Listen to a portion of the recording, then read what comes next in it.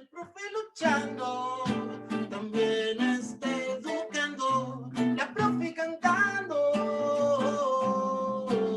también está educando, los niños jugando, también están creando, la gente luchando, algo está cambiando. Damos la bienvenida a un compañero muy querido, a Ángel Rodríguez Rivera, quien coordina la Asociación Puertorriqueña de Profesores Universitarios de la combativa Comunidad Universitaria de Puerto Rico. Ángel, estás en el estudio. Muchísimas gracias, Luis. Muchísimas gracias a todas las compañeras, los compañeros y las compañeras que nos acompañan. Este día es un honor grandísimo que estemos en esto. Me parece que ha sido un éxito rotundo todos los trabajos que se han hecho. Y felicito a las compañeras y los compañeros que se han dado la tarea de organizar este evento, que me parece que lamentablemente estamos en un periodo de pandemia y no tenemos la oportunidad de por lo menos seguir estas conversaciones que hemos estado teniendo a través de estos 2 días en unos espacios más allá de la formalidad de la conferencia y poder uno sentarse, tomarse un café y poder seguir un diálogo que es parte fundamental en el trabajo de la solidaridad internacional que vamos estableciendo a partir de estas comunicaciones. Dicho esto,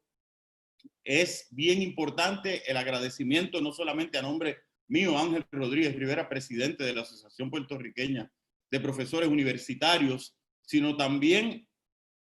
a nombre de la APU, a nombre de la Asociación de Profesores en Puerto Rico, que vamos a cumplir 50 años ya dentro de unos meses de lucha, y vamos a cumplir 50 años de lucha constante en 2 niveles que son igual de importantes. Una lucha por una educación pública, accesible y de calidad en todos los niveles, que vaya ligado al desarrollo de unas mejores condiciones de vida para todos los sectores subalternos en Puerto Rico y más allá de las fronteras puertorriqueñas, en todos los demás niveles, pero además de ese espacio que es el espacio estructural, que es el espacio más amplio, una lucha constante por las mejores condiciones de trabajo de todas aquellas personas que somos trabajadores, que somos trabajadoras de la educación universitaria en el caso de Puerto Rico. Nos enorgullece grandemente, yo sé que es un esfuerzo el que hicieron y gracias por incluirnos en este esfuerzo. A partir de eso,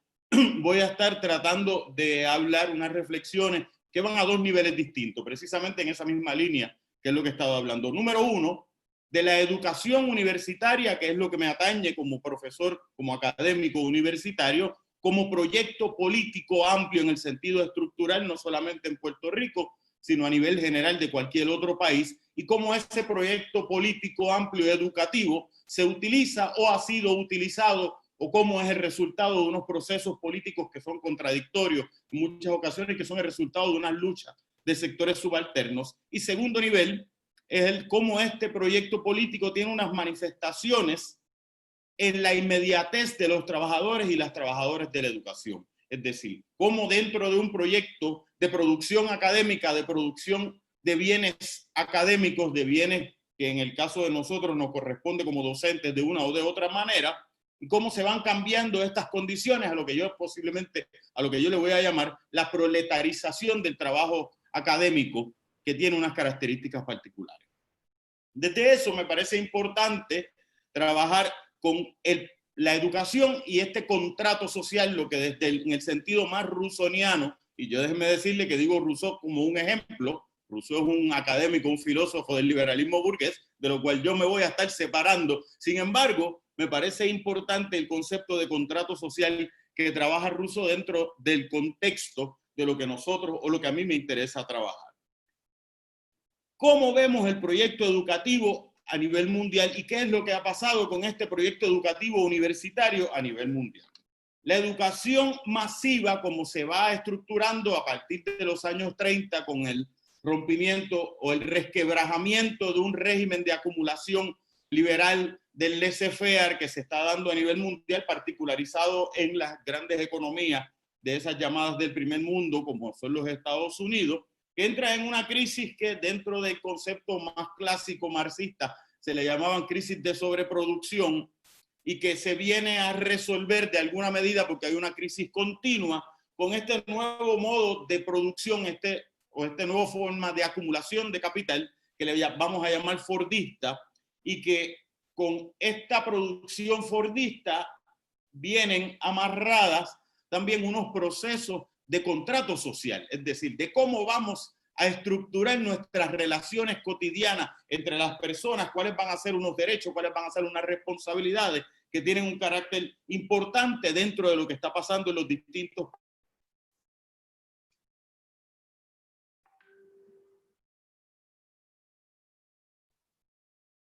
Adelante. Me disculpan, es que cayó en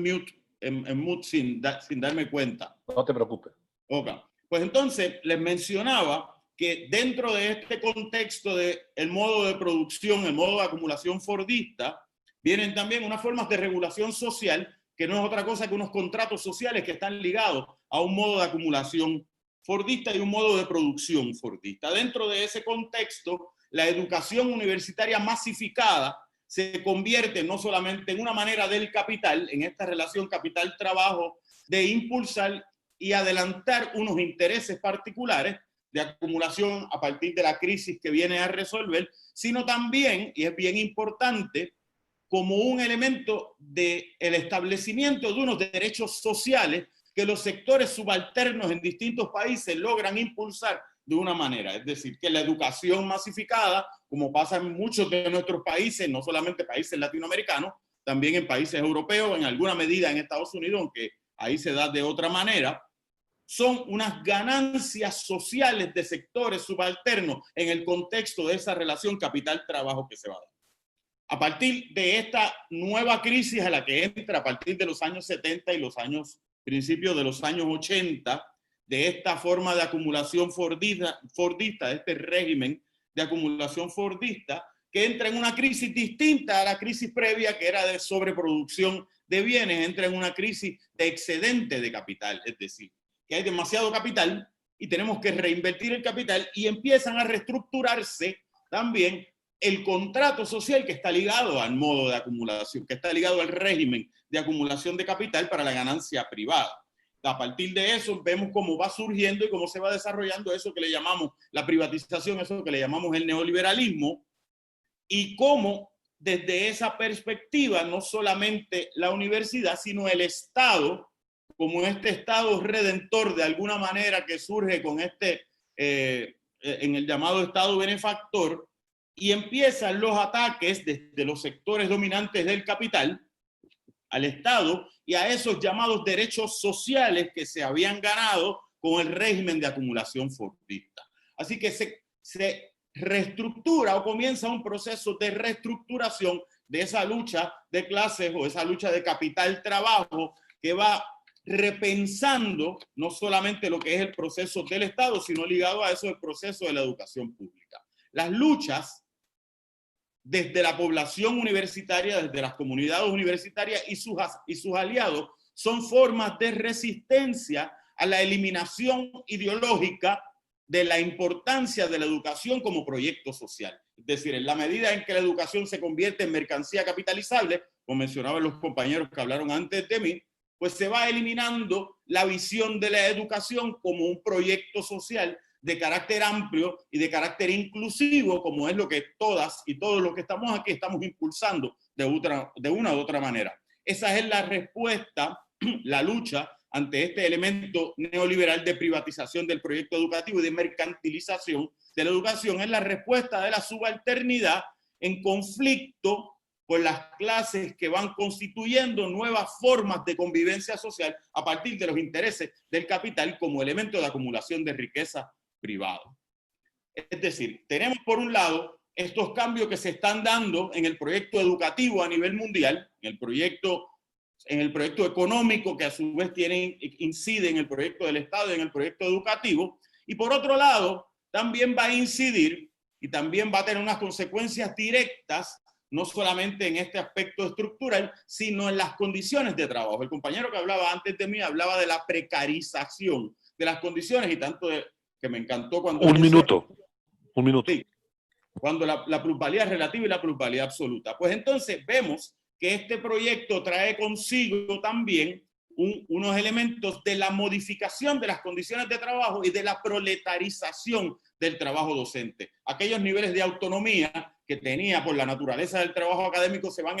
eliminando y vamos con esa flexibilización de la producción, añadiéndole mayores controles tipo McDonaldización del trabajo al proyecto académico. Este proceso con el asunto de la pandemia a nivel mundial y con los espacios de la virtualidad en los que nos tenemos que ceñir, se magnifica y van adelantando a partir de una crisis que no tiene que ver exactamente o de manera directa con eso, pero se aprovecha por los sectores dominantes del capital para impulsar de manera más clara esos espacios. Disculpen que me tardé demasiado, muchísimas gracias. Ha sido excelente honor estar aquí con ustedes.